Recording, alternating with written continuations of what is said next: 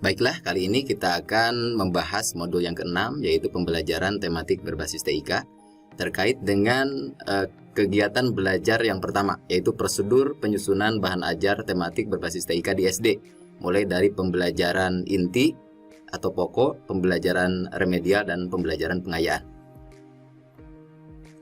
Pengembangan bahan ajar berbasis TIK di SD itu harus kita kembangkan sesuai dengan langkah-langkahnya yang sistematis.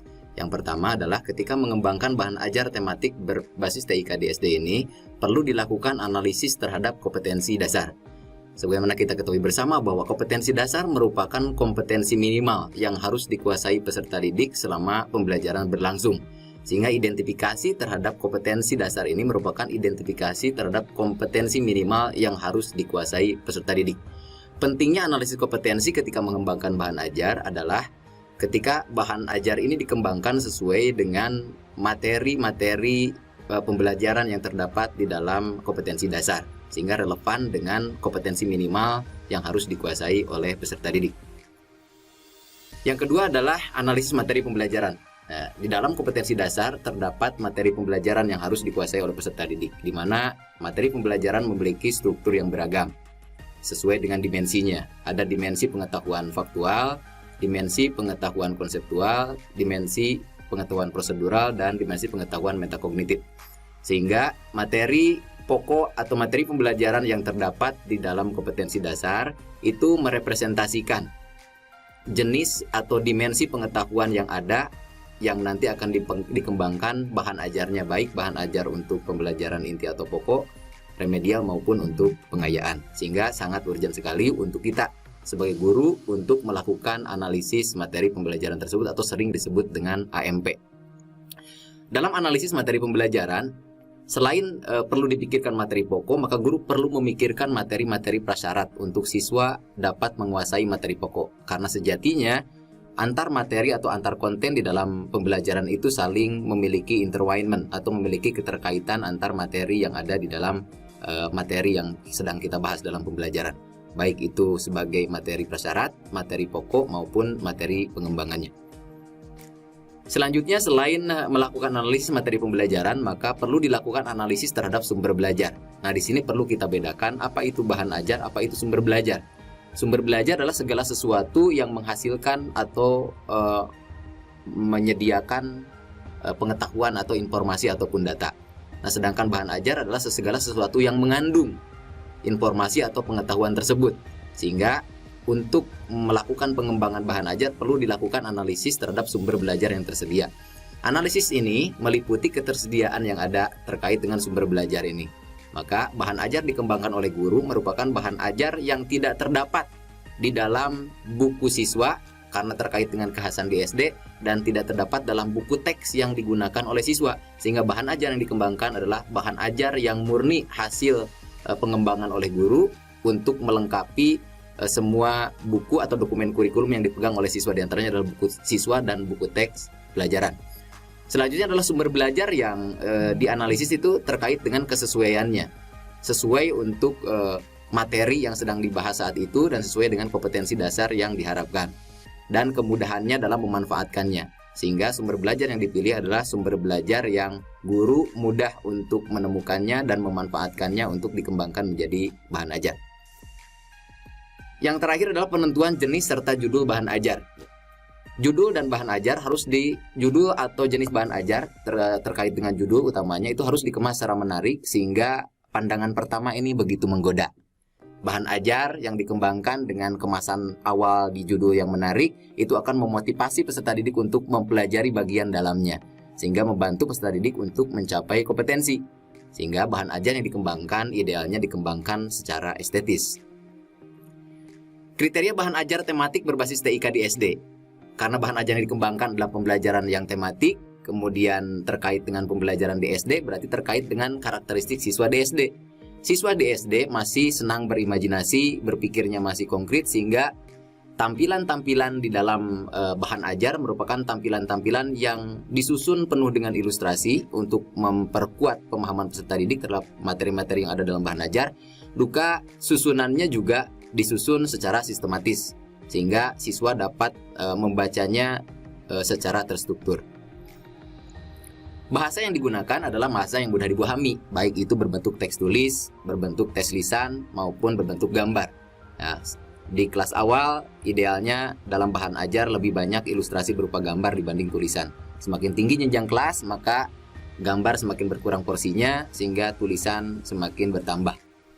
Apapun itu bentuknya, gambar maupun tulisan, maka bahasanya adalah bahasa yang mudah dipahami oleh peserta didik. Stimulus yang menarik dan kontekstual yang ditampilkan dalam bahan ajar itu dapat memotivasi peserta didik untuk belajar. Dikarenakan peserta didik masih memiliki karakteristik yang tadi disampaikan, yaitu masih berpikirnya konkret dan senang bermain, bergerak, berimajinasi, sehingga stimulus yang ditampilkan dalam bahan ajar pun adalah stimulus yang menarik dan kontekstual yang dapat memotivasi peserta didik untuk belajar. Selanjutnya adalah mudah dibaca. Selain mudah dipahami, maka ukuran tulisan itu harus diperhitungkan ketika membuat bahan ajar. Ukuran yang besar, mudah dibaca, dapat memfasilitasi siswa untuk mempermudah memahami isi bacaannya. Sehingga tulisan-tulisan hendaknya di dalam bahan ajar itu memiliki ukuran yang mudah dibaca, termasuk ilustrasi-ilustrasi yang ada berbentuk gambar pun adalah gambar-gambar yang mudah dilihat oleh siswa.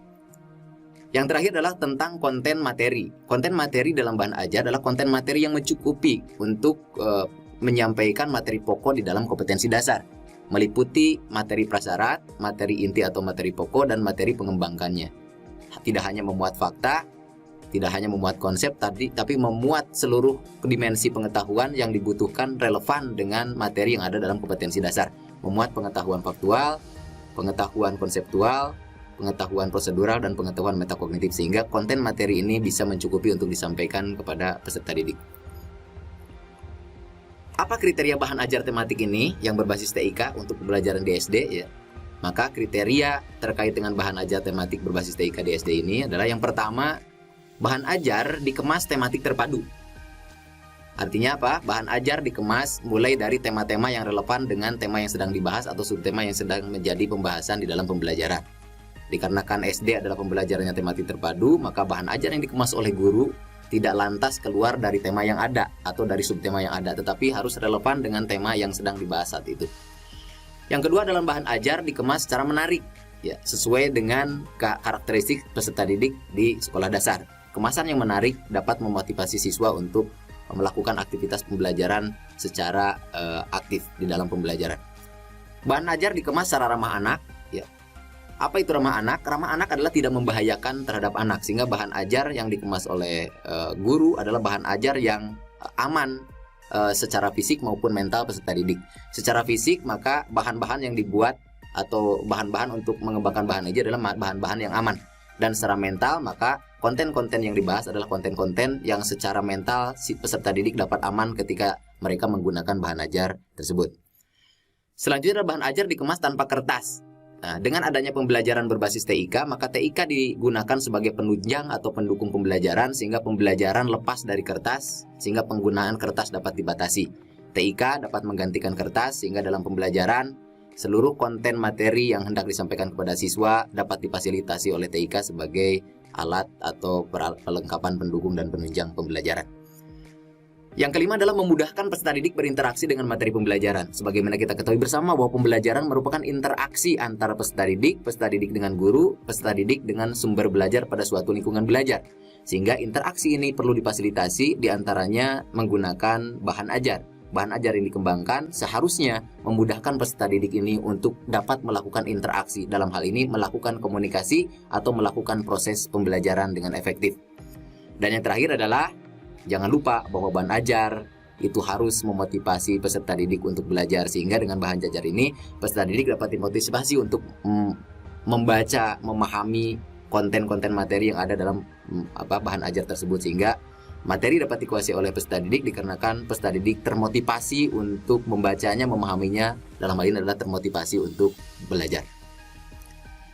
Bagaimana penyusunan bahan ajar ini? Ya, beberapa prosedur penyusunan bahan ajar yang harus dilakukan ketika mengembangkan bahan ajar tematik berbasis TIK di SD. Yang pertama adalah jangan lupa melakukan analisis tema dan subtema. Karena pembelajaran di SD adalah pembelajarannya tematik, maka setiap pembelajaran dilakukan maka tidak keluar dari tema dan subtema yang ada, sehingga perlu dianalisis. Dengan adanya analisis tema dan subtema, maka guru dapat menyesuaikan konten bahan ajar dengan tema dan subtema tersebut.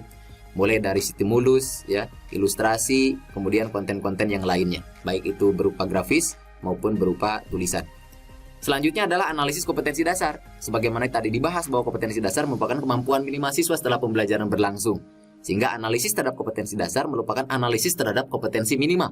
Guru yang tidak mengetahui kompetensi dasar, maka guru tersebut tidak mengetahui kompetensi minimal yang harus dikuasai oleh peserta didik. Sehingga guru tidak tahu keefektifan pembelajaran. Nah, analisis kompetensi dasar perlu dilakukan supaya guru dapat melihat kemampuan apa yang seharusnya dikuasai oleh peserta didik, termasuk materi apa yang harus dikuasai oleh peserta didik dalam pembelajaran. Di antaranya adalah terkait dengan dimensinya, yang tadi sudah saya sampaikan, yaitu pengetahuan faktual, konseptual, prosedural, dan pengetahuan metakognitif. Melalui analisis kompetensi dasar, kita akan mengetahui materi pokok atau materi kunci atau materi inti yang akan dibahas atau dikuasai oleh peserta didik. Nah, dengan demikian, maka guru dapat memikirkan anak-anak tangga yang merupakan kompetensi-kompetensi prasyarat. Di dalam kompetensi prasyarat terkandung materi-materi prasyarat yang harus dikuasai oleh peserta didik. Begitu juga ketika guru mengetahui materi pokok, maka guru dapat memikirkan materi pengembangannya. Sehingga setiap jenis materi tadi, mulai dari prasyarat, inti, dan pengembangan tadi saling terkait satu sama lain. Inilah yang disebut dengan keterkaitan antar materi atau intertwinement yang sangat dibutuhkan dalam pembelajaran supaya siswa mudah untuk menguasai materi ajar yang harus dikuasainya yang terdapat dalam kompetensi dasar.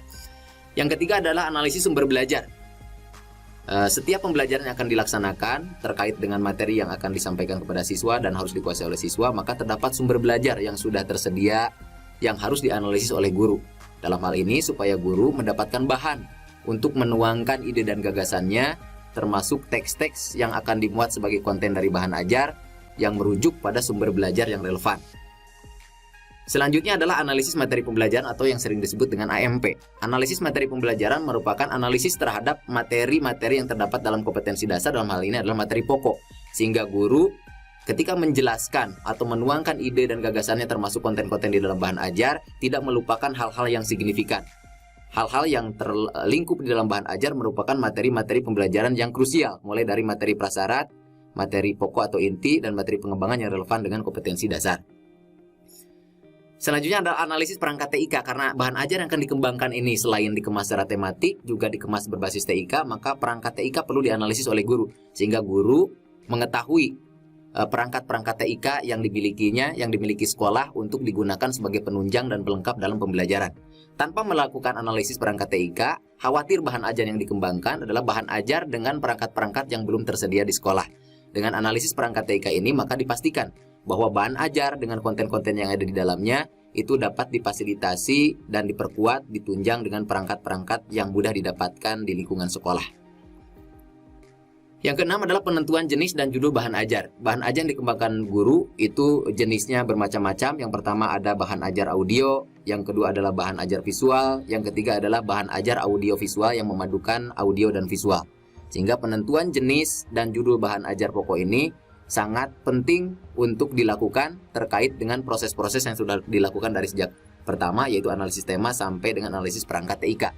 Nah, penentuan jenis dan judul bahan ajar pokok ini di dalam bahan ajar yang kita kembangkan itu sangat menentukan konten-konten yang ada di dalamnya. Sehingga kalau jenisnya adalah audio, maka konten-konten di dalamnya penuh dengan kemampuan-kemampuan siswa dalam mendengar. Kalau misalkan visual, maka konten-konten di dalamnya terkait dengan ilustrasi-ilustrasi yang memudahkan siswa untuk melihat dalam rangka memahami materi pembelajaran yang terdapat dalam kompetensi dasar. Dan yang terakhir adalah menyusun bahan ajar pokok. Dalam penyusunan bahan ajar pokok ini, maka guru perlu mempertimbangkan hal-hal terkait dengan estetika dari bahan ajar ini. Dan bahan ajar pokok dikembangkan terkait dengan materi-materi pokok di dalam kompetensi dasar. Nah, selanjutnya adalah identifikasi permasalahan pembelajaran. Jadi yang terakhir dari ketika penyusunan bahan ajar tematik terkait dengan bahan ajar pokok adalah setelah menentukan jenis dan judul bahan ajar pokok, maka guru menyusun bahan ajar pokok tersebut. Nah, selanjutnya, maka bahan ajar pokok telah dilaksanakan. Selama pembelajaran, maka guru perlu mengidentifikasi permasalahan pembelajaran yang terjadi. Terkait apa? Terkait dengan pengembangan bahan ajar selanjutnya, yaitu bahan ajar untuk aktivitas remedial dan bahan ajar untuk aktivitas pengayaan.